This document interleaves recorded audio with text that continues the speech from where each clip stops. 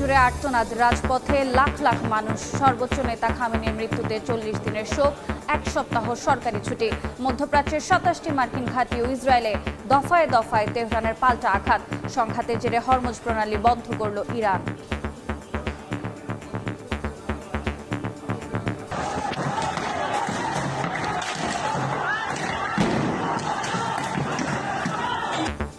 পাকিস্তান ও ইরাকের মার্কিন দূতাবাসের সামনে বিক্ষোভ। করাচিতে নিরাপত্তা বাহিনীর সঙ্গে সংঘর্ষে নিহত অন্তত 9। বাগদাদেও ব্যাপক সহিংসতা।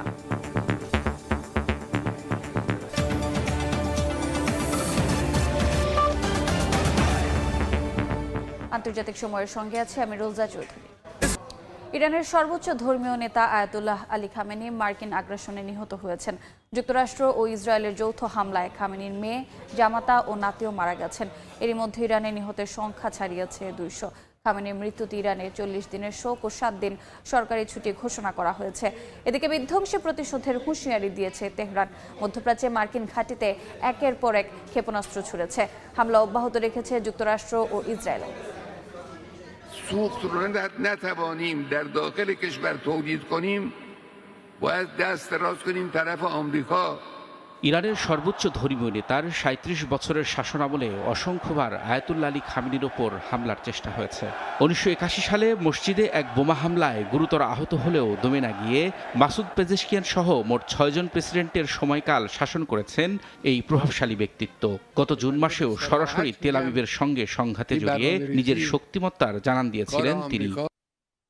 অবশেষে যুক্তরাষ্ট্র ও ইসরায়েলের আগ্রাসনে নিভে গেল খামেনি প্রদীপ। মৃত্যুর আগ মুহূর্তেও তিনি রাষ্ট্রীয় কাজে ব্যস্ত ছিলেন। খামেনিকে হত্যার পরও থেমে নেই ইসরায়েলি আগ্রাসন। ইরানের পশ্চিম ও মধ্যাঞ্চলে ৩০টিরও বেশি লক্ষ্যবস্তুতে হামলা চালিয়েছে ইসরায়েলি বাহিনী। হামলায় খামেনির মেয়ে, জামাতা ও নাতিও নিহত হয়েছেন।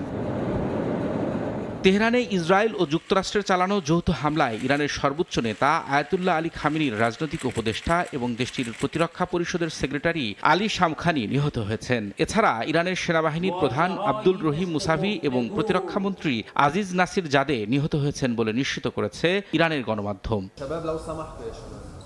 ক্ষমতার শূন্যতা সামাল দিতে অন্তর্বর্তী নেতৃত্ব পরিষদ গঠন করেছেন ইরানের জাতীয় নিরাপত্তা পরিষদের সচিব আলী লারিজানি। পরিষদে প্রেসিডেন্ট মাসুদ পেজেশকিয়ান, বিচার বিভাগের প্রধান গোলাম হোসেন মোহসিনি এজি এবং গার্ডিয়ান কাউন্সিলের একজন আইনবিদ রয়েছেন।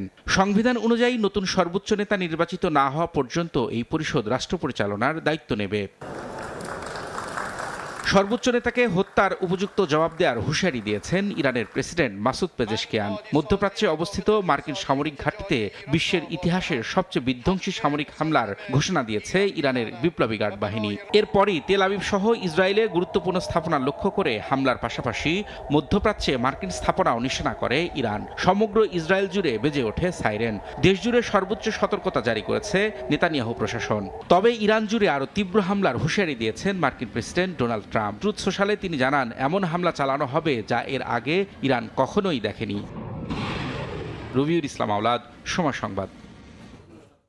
ইরানে মার্কিন ইসরায়েল হামলার বিষয়ে বিস্তারিত জানাতে স্টুডিওতে আছেন সহকর্মী রবিউল ইসলাম আওলাদ। যাচ্ছি তার কাছে। রবিউল, আপনাকে স্বাগত। ধন্যবাদ। রবিউল, ইরানে ইসরায়েল এবং যুক্তরাষ্ট্রের যৌথভাবে যে সংঘাতটি হয়েছে, এটি সর্বশেষ কি কি খবর আছে আপনার কাছে? ইরানের যে সর্বোচ্চ ধর্মীয় নেতা আয়াতুল্লাহ আলী খামেনিকে মৃত্যুর বিষয়টি নিশ্চিত করেছে, আমরা এর মধ্যে প্রতিবেদনটিতে যেমনটি দেখলাম। কিন্তু এই হামলার পরে, অর্থাৎ মৃত্যুর খবর ছড়িয়ে পড়ার পরে কিন্তু ক্ষোভে ফুঁসছে গোটা মধ্যপ্রাচ্য। শুধু ইরান নয়, ইরানের পাশাপাশি অন্যান্য যে দেশগুলো রয়েছে, বাহরাইন, ইরাক, বিশেষ করে শিয়া অধ্যুষিত যে দেশগুলো, এই দেশগুলোতে কিন্তু বড় ধরনের বিক্ষোভের খবর পাওয়া যাচ্ছে যুক্তরাষ্ট্র বিরোধী। আমরা যদি বলি যে ইরানে এই মুহূর্তে লাখ লাখ মানুষ রাজধানী তেহরান সহ ইমফাল বিভিন্ন জায়গায় কিন্তু জড়ো হয়েছে, তারা বিক্ষোভ করছে এবং পাল্টা যে প্রতিশোধ, সেই প্রতিশোধের দাবি তুলছে। আমার কাছে কিছু তথ্য আছে, আমরা একটু দেখে নিতে চাই যে এখন পর্যন্ত যে মার্কিন এবং ইসরায়েলের যে যৌথ হামলা, সেই হামলায় ইরানের সর্বোচ্চ নেতা আয়াতুল্লাহ খামেনি নিহত হয়েছেন এবং তার পুরো পরিবার, অর্থাৎ তার কন্যা, জামাতা, এছাড়া নাতিও নিহত হয়েছে। এবং শুধু পরিবার নয়, এই হামলায় ইসরায়েল এবং যুক্তরাষ্ট্রের যৌথ এই হামলায় ইরানের যে সর্বোচ্চ নিরাপত্তার যে কর্মকর্তারা রয়েছিলেন, প্রতিরক্ষামন্ত্রী থেকে শুরু করে অন্যান্য যে নেতারা, তারাও মারা গেছেন। মানে ইসরায়েলের হামলা তারা যে টার্গেট করেছিল, ইসরায়েল এবং যুক্তরাষ্ট্র, সেই টার্গেট অনুযায়ী তারা এখন পর্যন্ত সফল বলা যেতে পারে। হতাহতের কি খবরাখবর আছে? হতাহত এখন পর্যন্ত আমরা জানতে পেরেছি যেটা হলো যে পশ্চিম ইরানে সেইখানে একটি স্কুলে আমরা জানি গতকাল হামলা চালিয়েছিল, সেখানে এখনও হতাহতের সংখ্যা বাড়ছে, বলা হচ্ছে যে 2-2.5 শতাধিক বা 2 শতাধিক নিহতের সংখ্যা ছাড়ছে। আরেকটি বিষয় যে আয়াতুল্লাহ খামেনির পরে মৃত্যুর কারণে সেখানে কিন্তু 40 দিনের রাষ্ট্রীয় শোক ঘোষণা করা হয়েছে এবং তেহরান সহ বিভিন্ন জায়গায় মিছিল তো রয়েছেই। এখন এই যে বিষয়টি, সেই বিষয়টি কিন্তু মধ্যপ্রাচ্যে একটা থমথমে পরিস্থিতি বিরাজ করছে। ইরান কিন্তু পাল্টা ব্যবস্থা নেওয়া শুরু করেছে।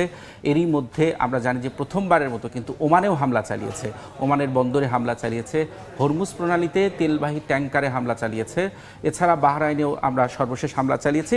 শুধু ইরান নয়, ইরানেও কিন্তু ইসরায়েল এবং পাল্টা হামলা অব্যাহত রেখেছে। আমরা যখন আলোচনা করছি থেকে এই সংঘাতের আরো তথ্য উপাত্ত জেনে নেব, তার আগে এই সংঘাতের বিষয় নিয়ে একটি প্রতিবেদন দেখে আসি। ইরানের সর্বোচ্চ ধর্মীয় নেতা খামেনি ও শীর্ষ কর্মকর্তাদের হত্যার প্রতিশোধ হিসেবে মধ্যপ্রাচ্যের মার্কিন ঘাঁটিগুলোতে নজিরবিহীন হামলা শুরু করেছে তেহরান। ব্যাপক বিস্ফোরণে কেঁপে উঠছে কাতার, জর্ডান ও কুয়েত। ইরানের হামলার প্রতিবাদে যুক্তরাষ্ট্রের 27টি ঘাঁটি লক্ষ্যবস্তু করে 6ষ্ঠ দফার পাল্টা হামলা চালানোর ঘোষণা দিয়েছে ইসলামী বিপ্লবী গার্ড বাহিনী IRGC।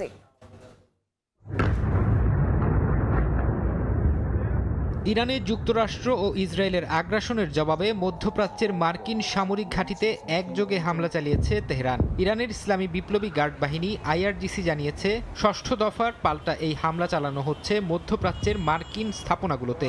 এছাড়া তেল আবিবের হাকিরিয়া কমান্ড সদর দপ্তর সহ ইসরায়েলের কয়েকটি স্থানকে ক্ষেপণাস্ত্র ও ড্রোন হামলার টার্গেট করা হয়েছে।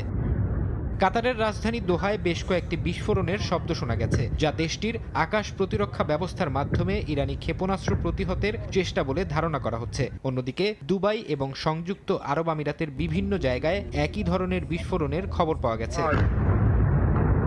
ইরাকের কুর্দিস্তান অঞ্চলের ইরবিল শহরে মার্কিন ঘাঁটিতেও আঘাত হেনেছে ইরানের ড্রোন ও ক্ষেপণাস্ত্র। ইরবিল আন্তর্জাতিক বিমানবন্দর এবং মার্কিন কনসুলেটের কাছে দফায় দফায় বিস্ফোরণে কেঁপে ওঠে পুরো শহর। এই হামলার আশঙ্কায় ইরবিলের বিদ্যুৎ কেন্দ্রে গ্যাস সরবরাহ বন্ধ করে দেয়া হয়েছে। এতে পুরো অঞ্চল অন্ধকারে ডুবে গেছে। ইরানের হামলার পর ইসরায়েল জুড়ে এখন শুধুই সাইরেনের শব্দ। রোববার সকাল থেকে তেল আবিব সহ বিভিন্ন গুরুত্বপূর্ণ শহরে বারবার ক্ষেপণাস্ত্র হামলার সতর্ক সংকেত বাজছে। জর্ডানের প্রতিরক্ষা ব্যবস্থা আম্মানের আকাশে কয়েকটি ক্ষেপণাস্ত্র ভূপাতিত করলেও ইসরায়েলি সংবাদ মাধ্যমগুলো বলছে ইরান আরও বড় ধরনের হামলা চালাতে পারে। এর আগে মার্কিন ঘাঁটিতে ইরানের পাল্টা হামলার পর কাতার, কুয়েত, বাহরাইন ও আরব আমিরাত তাদের আকাশসীমা বন্ধ করে দেয়। ইরানে যুক্তরাষ্ট্র ও ইসরায়েলের হামলার জেরে গোটা মধ্যপ্রাচ্য রণক্ষেত্রে পরিণত হয়েছে। ফারহাদ চৌধুরী, সময় সংবাদ। রবিউল, আমরা প্রতিবেদনটি দেখছিলাম। এই বিষয়টি নিয়ে আমাদের সাথে বিস্তারিত আলোচনার জন্য আমাদের সঙ্গে ভার্চুয়ালি যুক্ত হয়েছেন রাজনৈতিক বিশ্লেষক ডক্টর আনিসুর রহমান। যাচ্ছি তার কাছে। ডক্টর আনিসুর রহমান, আপনাকে স্বাগত।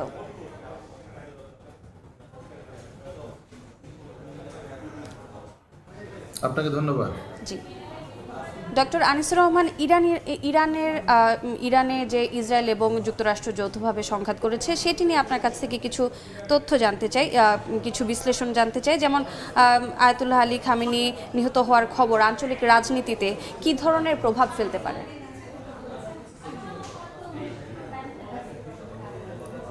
জি, আপনাকে অসংখ্য ধন্যবাদ। আয়াতুল্লাহ আলী খামেনিকে হত্যার মধ্য দিয়ে মধ্যপ্রাচ্যের সংকটটি একটি বৃহৎ সংকটের দিকে যাচ্ছে।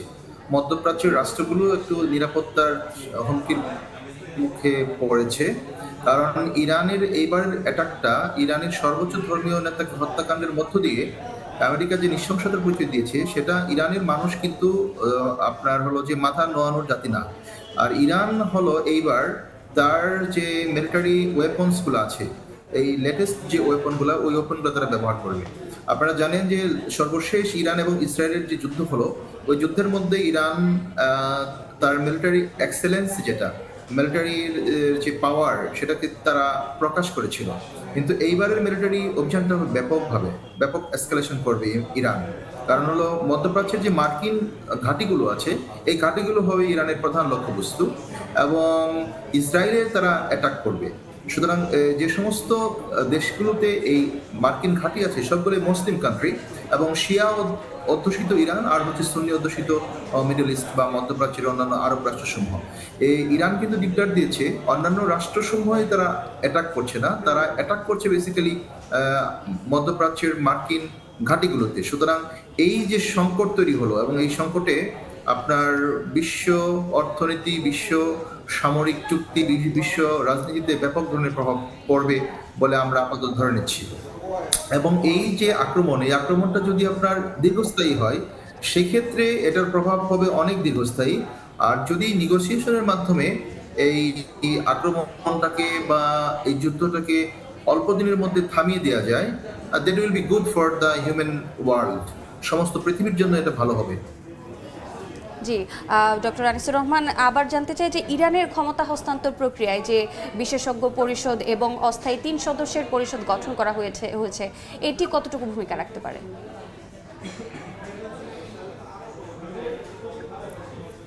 এখনো এখানে দেখেন দুইটা পার্সপেক্টিভ। একটা হলো যে ইরানের সর্বোচ্চ ধর্মীয় নেতার আজকে মৃত্যু হয়েছে, এখন এই ইরানের ধর্মীয় নেতা সিলেকশন হবে।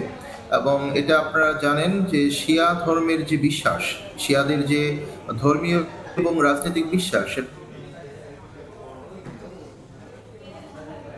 তারা ইমামতে বিশ্বাস করে, সেই ইমামের নেতৃত্বে ইরানের সার্বভৌমত্ব ক্ষমতা থাকে। আর একটা হলো যে আমেরিকা এবং ইসরায়েল কি চেয়েছে, আমেরিকা এবং ইসরায়েল চেয়েছে ইরানকে একটু নেতৃত্ব শূন্য জায়গায় নিয়ে আসা, ইরানকে নেতৃত্ব শূন্য করে দেওয়া এবং সেখানে একটা প্রো আমেরিকান গভর্নমেন্ট তৈরি করা। এবং এটা দেখবেন যে আমেরিকা খুব তাড়াতাড়ি একটা প্রো আমেরিকান গভর্নমেন্ট, এটা ইরানের মধ্যে হতে পারে, ইরানের বাইরেও হতে পারে, মানে বাইরে যারা বিদ্রোহী ইরানিরা আছেন, বিশেষ করে রেজা শাহ পাহলভীর বংশধর প্যারিসে আছেন, তারা হচ্ছেন প্রো আমেরিকান এন্টিটিস। সুতরাং এই প্রো আমেরিকান এন্টিটিসদের মাধ্যমে আমেরিকা একটি প্রো আমেরিকান গভর্নমেন্ট করতে পারে। আর অন্যদিকে বিপ্লবী গার্ড বা ইরানের সাধারণ মানুষ বা ইরানের ধর্মীয় এবং রাজনৈতিক যে ইমামতের যে ব্যাপারটা আছে সেটাও ইরানে খুব তাড়াতাড়ি প্রকাশ্যে আসবে। কারণ ইরান সার্বভৌমত্বের ব্যাপারে তারা ইসলামী ইমামতে বিশ্বাস করে, শিয়া ইমামতে বিশ্বাস করে। সুতরাং এটা তারা উচিত নির্বাচন করবে এবং নির্বাচন করে যুদ্ধটাকে তারা লং রানে সাস্টেইন করার চেষ্টা করবে। ডক্টর আনিসুর রহমান, আমরা যেমনটি দেখছি যে ইরানের পাশাপাশি এই হামলার প্রতিবাদে অর্থাৎ খামেনি হত্যার প্রতিবাদে মধ্যপ্রাচ্যের অন্যান্য দেশেও বিক্ষোভ ছড়িয়ে পড়ছে, সেই ক্ষেত্রে ওই সব দেশগুলোর সরকার পরিবর্তন বা সেই শাসন ব্যবস্থায় কোনো প্রভাব পড়বে কিনা, কি বলেন, আপনি কি মনে করেন? দেখুন, মধ্যপ্রাচ্যের যে রাষ্ট্রগুলো আছে এই রাষ্ট্রগুলোর প্রত্যেকটা রাষ্ট্রের পলিটিক্যাল ডিসকোর্সগুলো ডিফারেন্ট। এখানে প্রত্যেকটা রাষ্ট্রের মধ্যে প্রো আমেরিকান সরকার আছে, যারা আমেরিকা পন্থী সরকার, বাট পিপলস পারসেপশনটা ডিফারেন্ট। যেমন ধরুন, আজকে শিয়া একজন ইমামকে হত্যা করেছে, বাট সুন্নি মুসলিমরা পাকিস্তান থেকে দেখেন, আফগানিস্তান দেখেন, ও সৌদি আরব বলেন বা সিরিয়া বলেন এবং তুরস্ক বলেন, সব জায়গায় কিন্তু সাধারণ মানুষরা সরকার বিরোধী না, এখানে আমেরিকা বিরোধী একটা স্লোগান তারা দিচ্ছে এবং আমেরিকান এম্বাসিগুলোকে তারা অ্যাটাক করছে। এটা হলো একটা পিপলস পারসেপশন গুলো রাষ্ট্রের মধ্যে ততটা অ্যাপ্লাই হয় না, কিন্তু স্টেট পারসেপশনটা কি আমাদের এটা বুঝতে হবে। মধ্যপ্রাচ্যের রাষ্ট্রগুলোর স্টেট পারসেপশন হচ্ছে loyal to the American authority, আমেরিকানদের কাছে তারা লয়াল থাকতে চায়, আমেরিকার যে উইশটা আছে আমেরিকার উইশটাকে তারা এক্সিকিউট করতে চায়। That is the problem of the Muslim world. এটাই হচ্ছে মুসলিম বিশ্বের প্রবলেম এবং সংকট। অন্যদিকে আরেকটা সাইড আছে, সেটাকে আপনাদেরকে একটু এক্সপ্লোর করতে হবে আমাদের। সেটা হলো যে এখানে একটা নেগোসিয়েশন প্রক্রিয়া চলতে পারে, এই নেগোসিয়েশনের লিড দিতে পারে তার্কি, কারণ তার্কির সাথে আপনার গালফ স্টেটের সম্পর্ক খুবই ভালো এবং খুব রিসেন্টলি সৌদি আরবের সাথে তার্কি সম্পর্কটা ভালো হয়েছে। সুতরাং তার্কি একটা নেগোসিয়েশন রোল প্লে করতে পারে। অন্যদিকে তার্কি হচ্ছে আপনার ন্যাটোর সদস্য, সো তার্কির নেগোসিয়েশন রোলটা থাকবে। আরেকটা বিষয় হলো এখানে রাশিয়া এবং চায়নার সরাসরি ইনভলভমেন্ট নাই, কিন্তু রাশিয়া এবং চায়না আপনার কোনো না কোনোভাবে ইরানকে সার্বিকভাবে সহযোগিতা করার চেষ্টা করবে। কারণ মধ্যপ্রাচ্যে ইরানকে ধ্বংস করার মানে হলো মধ্যপ্রাচ্যে আর কোনো শক্তি থাকলো না যে শক্তিটাকে ইসরায়েল এবং আমেরিকাকে চ্যালেঞ্জ করতে পারে। সুতরাং ইরানের পতনের মধ্য দিয়ে মধ্যপ্রাচ্যের আপনাকে ধন্যবাদ আমাদের সাথে যুক্ত হওয়ার জন্য। দর্শক, আবারও ফিরছি আলোচনায়। রবিউল, আমাদের সাথে যুক্ত হয়েছিলেন রাজনৈতিক বিশ্লেষক ডক্টর আনিসুর রহমান। আমরা তার কাছ থেকে বিভিন্ন ব্যাখ্যা বিশ্লেষণ শুনছিলাম। আপনার কাছ থেকেও একটা বিষয় জানতে চাই যে মাসুদ পেজেশকিয়ান যে কঠোর প্রতিশোধের বার্তা দিয়েছেন, এটি নিয়ে যুক্তরাষ্ট্র এবং ইসরায়েল কোনো ধরনের প্রতিক্রিয়া দেখিয়েছে কিনা? হ্যাঁ, খামেনির মৃত্যুর পরে ইরান কিন্তু বলেছে তারা বিশ্ব ইতিহাসের সবচেয়ে ভয়াবহ হামলা চালাবে। তারা মুখে এটা বলেছে, কিন্তু এখন পর্যন্ত সেই ধরনের হামলা এখন পর্যন্ত গণমাধ্যমের মাধ্যমে আমরা দেখতে পাইনি। তবে তার এই বক্তব্যের পরপরই কিন্তু ডোনাল্ড ট্রাম্প সাফ জানিয়ে দিয়েছেন, যদি তারা পাল্টা হামলার চেষ্টা করে তাহলে ইরান এমন একটি হামলা দেখবে যে হামলা তারা অতীতে কখনো দেখেনি। এই ধরনের একটি বক্তব্য দিয়েছেন। এখন কথা হলো যে এই যুদ্ধটা আসলে কি চলতেই থাকবে নাকি দ্রুত বন্ধ হয়ে যাবে? আমরা একটু দেখে চাই যে আরও কিছু তথ্য আছে। ইরানের প্রতিশোধের নেয়ার অঙ্গীকার ইরানের রেভলিউশনারি গার্ডসের, তারাও কিন্তু বলেছে। এরই মধ্যে কিন্তু আমরা দেখেছি হামলা চালিয়েছে ছোট ছোট, এবং মধ্যপ্রাচ্যের 27টি মার্কিন সামরিক ঘাঁটি এবং স্থাপনা সহ যেগুলো রয়েছে সেখানে হামলা চালিয়েছে, এবং সবগুলোতেই ক্ষেপণাস্ত্র এবং ড্রোন হামলা। আরেকটি বিষয় আমি বলে রাখি যে এই সংঘাত যদি দীর্ঘায়িত হয় তাহলে আঞ্চলিক উত্তেজনা বাড়বে। যেমন কাতার, সংযুক্ত আরব আমিরাত, দুবাই এবং বিভিন্ন জায়গায় আমরা জানি যে হামলা হয়েছে। বিশেষ করে সংযুক্ত আরব আমিরাতের দুবাই সহ কাতারে প্রায় অব্যাহত রয়েছে হামলা, এবং সেই হামলাগুলো হচ্ছে গুরুত্বপূর্ণ স্থাপনা, বহুতল ভবন, বিমানবন্দর, এই ধরনের স্থাপনাগুলোতে হামলা হয়েছে। এখন আরেকটি বিষয়, এবং ইরানের যে হামলা, সেই হামলার পরে কিন্তু ইসরায়েলে অনবরত সাইরেন বেজে যাচ্ছে। তারা হামলার সম্ভাবনা তৈরি হলেই বিভিন্ন শেল্টারে চলে যাচ্ছে এবং নাগরিকদের সতর্ক করা হচ্ছে। এখন এই যদি পরিস্থিতি হয় তাহলে কিন্তু যুদ্ধের প্রভাবটা কিন্তু দীর্ঘমেয়াদী পড়তে পারে। আরেকটি বিষয় যে আমরা যেটা বলেছিলাম যে ইরানেও হতাহতের সংখ্যা বাড়ছে। এখন এই যুদ্ধের ভয়াবহতা আরও দীর্ঘ হলে কিন্তু পুরো অঞ্চলেই কিন্তু ছড়িয়ে পড়তে পারে। জি রবিউল, আমরা আপনার কাছ থেকে জেনে নিলাম, আবারও আসবো আলোচনায়। ইরানের ইসলামী বিপ্লবী নেতা আয়াতুল্লাহ আলী খামেনি আজ মৃত্যুবরণ করেছেন। তার বর্ণাঢ্য, তার উত্তরসূরি হিসেবে ধর্মীয় নেতার দায়িত্ব পালন করছেন। এ নিয়ে আমাদের একটি প্রতিবেদন আছে, আমরা যাচ্ছি সেখানে।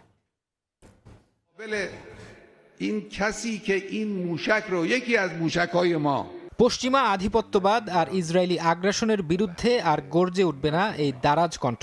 যুক্তরাষ্ট্র ও ইসরায়েলের হামলায় থেমে গেল আয়াতুল্লাহ আলী খামেনির আপোষহীন লড়াই। 1939 সালে ইরানের উত্তর পূর্বাঞ্চলীয় শহর মাশহাদে জন্ম আয়াতুল্লাহ আলী খামেনির। বাবা ছিলেন একজন প্রখ্যাত মুসলিম আলেম এবং জাতিগতভাবে আজেরি। মা খাদিজা মির্দামাদি ছিলেন একজন নিবেদিত প্রাণ কোরআন পাঠক ও সাহিত্যপ্রেমী, যিনি ছেলের মনে সাহিত্যের প্রতি অনুরাগ জাগিয়ে তুলেছিলেন। 1979 সালের ইসলামী বিপ্লবে আয়াতুল্লাহ রুহুল্লাহ খোমেনির কাঁধে কাঁধ মিলিয়ে অংশ নিয়েছিলেন আলী খামেনি। শাসক গোষ্ঠীর রোষানলে পড়ে বারবার কারাবরণ করলেও দমে যাননি রাজপথের লড়াকু সৈনিক। বিপ্লব পরবর্তী সময়ে বিপ্লবী গার্ড বাহিনী বা আইআরজিসিকে শক্তিশালী করতে পালন করেন মুখ্য ভূমিকা। 1981 থেকে 1989 সাল পর্যন্ত ইরানের প্রেসিডেন্টের দায়িত্ব পালনের পর খোমেনির মৃত্যুর পর তিনি অভিষিক্ত হন সর্বোচ্চ ধর্মীয় নেতা হিসেবে। দীর্ঘ 37 বছরের শাসনামলে অসংখ্যবার খামেনির জীবন নাশের চেষ্টা চালানো হয়েছে। 1981 সালে মসজিদে এক বোমা হামলায় গুরুতর আহত হন তিনি, যার ফলে তার ডান হাতটি চিরতরে পক্ষাঘাতগ্রস্ত হয়। তবুও দমে না গিয়ে মাসুদ পেজেশকিয়ান সহ মোট 6 জন প্রেসিডেন্টের সময়কাল শাসন করেছেন এই প্রভাবশালী ব্যক্তিত্ব। গত জুন মাসেও সরাসরি তেল আবিবের সঙ্গে সংঘাতে জড়িয়ে শক্তিমত্তার জানান দিয়েছিলেন তিনি। খামেনির আমলেই ইরান সামরিক দিক থেকে অভাবনীয় সাফল্য অর্জন করে। অত্যাধুনিক মিসাইল, ড্রোন ও সমরাস্ত্র তৈরিতে স্বয়ংসম্পূর্ণ হয়ে ওঠে দেশটি, যা পশ্চিমা বিশ্বের জন্য বড় মাথা ব্যথার কারণ হয়ে দাঁড়ায়। একাধিকবার মধ্যপ্রাচ্যের মার্কিন ঘাঁটিতে সফল হামলা চালিয়ে তিনি প্রমাণ করেছেন মার্কিন আধিপত্যবাদকে তোয়াক্কা করেন না। ঘনিষ্ঠ সহযোগী কাশেম সোলাইমানি ও ইব্রাহিম রাইসিকে হারানোর শোকেও তিনি ছিলেন অটল ও অবিচল। অবশেষে শনিবার ইসরায়েল ও যুক্তরাষ্ট্রের হামলায় ইতি ঘটল আলী খামেনির দীর্ঘ রাজনৈতিক লড়াইয়ের। ফারহাদ চৌধুরী, সময় সংবাদ। আন্তর্জাতিক সময় আরও থাকছে। মিয়ানমারের দক্ষিণাঞ্চলে জান্তা সেনা ও বিদ্রোহী গোষ্ঠীগুলোর মধ্যে তীব্র লড়াই। চেকপোস্ট দখলে মরিয়া দুই পক্ষ। সাগাইংয়ে বিমান হামলায় আহত বেশ কয়েকজন বেসামরিক। আবারও ফিরছি ইরান যুদ্ধের আলোচনায়। রবিউল, আপনার কাছ থেকে জানতে চাই যে খামেনিকে হত্যার জন্য এই যে পরিকল্পনা, এটির জন্য শনিবার সকালকেই কেন বেছে নেয়? সুন্দর একটি প্রশ্ন। আমরা জানি সবসময় ইসরায়েল রাতের বেলা হামলা চালায় যুদ্ধ বিমানের মাধ্যমে, কিন্তু এবার সকালে হামলা চালিয়েছে। এইটির হামলার উপর হামলাটির নির্ভর করেছে সম্পূর্ণ গোয়েন্দা তথ্যের উপর। কারণ তারা এই হামলার আগে বেশ কিছুদিন থেকেই, অর্থাৎ দীর্ঘদিন থেকেই তারা ইরানের যে সর্বোচ্চ নেতা আয়াতুল্লাহ আলী খামেনি তাকে টার্গেট করেছিলেন এবং তাকে সবসময় নজরদারির মধ্যে রেখেছিলেন। তিনি কোথায় যাচ্ছেন, কখন কোথায় কি করছেন এবং তার যে কর্মসূচি সারাদিনের, এগুলো গোয়েন্দা তথ্যের মাধ্যমে তারা সংগ্রহ করতেন গোয়েন্দাদের মাধ্যমে। এখন এই আয়াতুল্লাহ আলী খামেনির শনিবার সন্ধ্যায় সরকারি একটি বৈঠক করার কথা ছিল, কিন্তু সেই বৈঠকটি তারা কোনো কারণে সকালবেলা নিয়ে আসে এবং ইসরায়েল এবং যুক্তরাষ্ট্রের প্রথম টার্গেটই ছিল তাদের শাসন ব্যবস্থাকে গুঁড়িয়ে দেওয়া, ভেঙে ফেলা, এবং সেই কাজটি তারা করেছে। প্রথমেই সরকারের যে সর্বোচ্চ ধর্মীয় নেতা আয়াতুল্লাহ খামেনি তাকে টার্গেট করার জন্যই প্রথম হামলাতেই তার উপর নিক্ষেপ করা হয়েছে। কেননা হামলা যদি শুরু হয়ে যায় তাহলে তিনি আত্মগোপনে চলে যেতে পারেন, তখন তাদের যে লক্ষ্য পূরণ সেটি হয়তো কঠিন হয়ে যেতে পারে। আর এ কারণেই তারা হামলার জন্য এই শনিবার সকালটিকে বেছে নিয়েছে। আচ্ছা, আমরা আপনার কাছ থেকে আরও জানতে চাই যে আমরা একটু দেখবো, আমাদের কাছে আরো কিছু তথ্য আছে, আমরা সেগুলো একটু দেখতে চাই। যে ডোনাল্ড ট্রাম্প তিনি হুঁশিয়ারি দিয়েছেন, আমরা আগেই বলেছি যেটা, যে পাল্টা আঘাত করলে তাদের উপরে এমন একটি শক্তি প্রয়োগ করা হবে যা আগে কখনো দেখা যায়নি। এই হামলার পর ইরানের সাথে কূটনৈতিক আলোচনা সহজ হবে বলে মনে করছেন ডোনাল্ড ট্রাম্প, কারণ তিনি এই হামলার মাধ্যমে, আমরা কিন্তু এই যুদ্ধ বা সংঘাত শুরুর আগে কিন্তু বিভিন্ন সংবাদ মাধ্যম, আন্তর্জাতিক সংবাদ মাধ্যম বলেছে যে তারা সীমিত আকারে হামলার কথা ভাবার কথা বলেছিল ট্রাম্প প্রশাসন, কিন্তু আমরা দেখলাম যে না, তারা একেবারে সর্বশক্তি প্রয়োগ করলো। আরেকটি বিষয় যে চীন উদ্বেগ জানিয়েছে, আমরা কিন্তু এই সংঘাতে চীন এবং রাশিয়ার যে ভূমিকা সেটি কিন্তু খুবই নীরব ভূমিকা, তারা খুব বেশি আওয়াজ দিচ্ছে না, কিন্তু চীন শুধু উদ্বেগ জানিয়েছে এবং ইরানের সার্বভৌমত্বের প্রতি সম্মান বা তাদের মেনে চলার কথা বলেছে। কিন্তু এই হামলার কারণে, সংঘাতের কারণে বৈশ্বিক যে জ্বালানি ব্যবস্থা সেটির কিন্তু একটা বড় প্রভাব পড়বে। রোজা, আমরা জানি যে হরমুজ প্রণালী কিন্তু বিশ্ব বাণিজ্যের, বিশেষ করে জ্বালানি সরবরাহের জন্য খুবই গুরুত্বপূর্ণ একটি রুট, এবং সেই রুট ইতিমধ্যে ইরান কিন্তু বন্ধ করে দিয়েছে।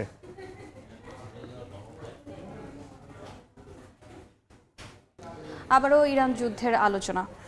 রবিউল, আন্তর্জাতিক সম্প্রদায় বিশেষ করে জাতিসংঘ ও ইউরোপীয় দেশগুলো এই পরিস্থিতিতে কি ভূমিকা নিতে পারে? হ্যাঁ, এই আলোচনা যাব, কিন্তু তার আগে একটু আপনি খবর দিয়ে রাখি। এই মুহূর্তে সর্বশেষ খবর যেটি হলো যে ইরানের যে লিডারশিপ কাউন্সিল, অর্থাৎ আয়াতুল্লাহ আলী খামেনির মৃত্যুর পর যারা সরকারের নেতৃত্ব দেবে সেটার একটি গঠন করা হয়েছে, যেটা লিডারশিপ কাউন্সিল নামে। সেখানে নতুন একজনকে নিয়োগ দেওয়া হয়েছে, আলীরেজা আরাফি নামে একজনকে এই লিডারশিপ কাউন্সিলে নিয়োগ দেওয়া হয়েছে। তিনি আলীরেজা আরাফি যে ইরানের গার্ডিয়ান কাউন্সিল, সেই গার্ডিয়ান কাউন্সিলের কিন্তু অন্যতম নেতা।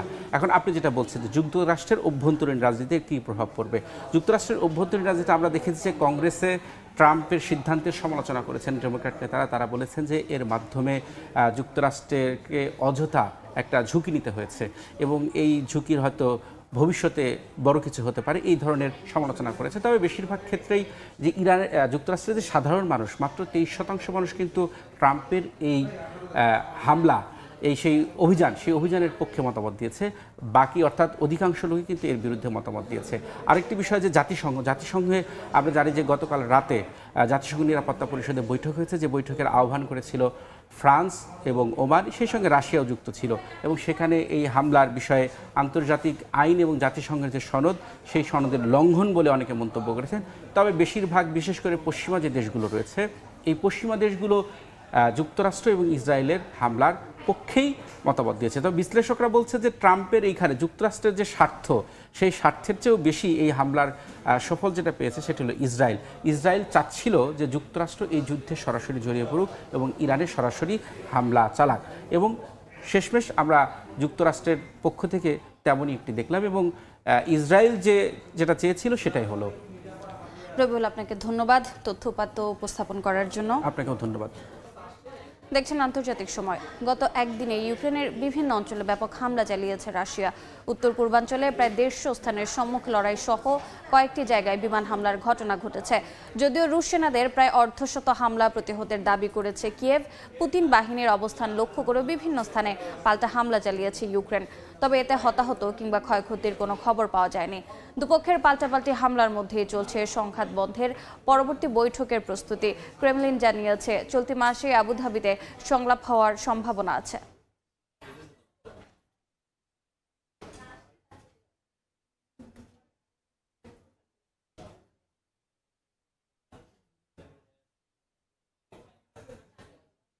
মিয়ানমারের দক্ষিণাঞ্চলে জান্তা সেনা ও বিদ্রোহী গোষ্ঠীগুলোর মধ্যে তীব্র লড়াইয়ের খবর পাওয়া গেছে।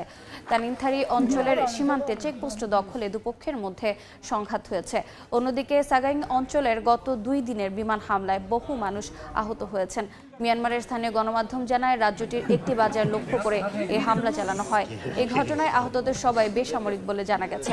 আহতের সংখ্যা দ্রুত বাড়ছে।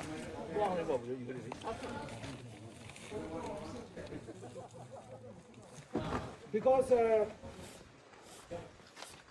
there is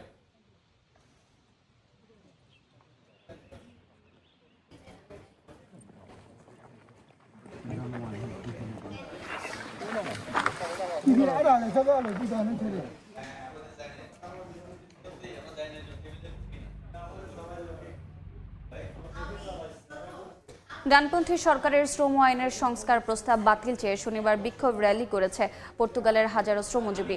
ব্যাপক আন্দোলনের মুখেও কর্মজীবীদের নানা অধিকার খর্ব করা এই প্রস্তাব বাতিল না করার নিন্দা জানান বিক্ষোভকারীরা। বিক্ষোভে অংশ নেন দেশটিতে বিভিন্ন খাতে কাজ করা প্রবাসী বাংলাদেশিরাও। দাবি আদায় না হলে সামনে আরও কঠোর কর্মসূচির হুঁশিয়ারি দেন তারা।